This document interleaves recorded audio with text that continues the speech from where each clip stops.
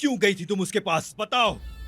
मुझे मैसेज किया था, अगर तुम आसिया भाभी की जान बचाना चाहती हो तो फौरन मेरे पास आ जाओ, इसीलिए गई। और तुम चली गई? हाँ, मुझे जाना पड़ा। तो फिर क्या मिला जाके?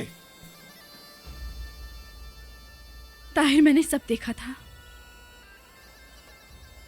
था। मुस्तफा भाई ने तुम्हें गोली मार दी, मैंने भी उसे मार दी। क्या कहा? वो मरा नहीं, मिदत भाई ने बताया। गोली लगने से वो जमीन पे गिर गया, वो वहीं लेटा रहा। फिर क्या? उसके लोग आ गए और मुझे ऊपर कमरे में ले गए।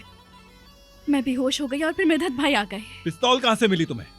अली की पिस्तौल थी। मगर क्यों लड़की, क्यों? ना वो मुझे आसिया भाभी का बताता, ना मैं उसे गोली मारती।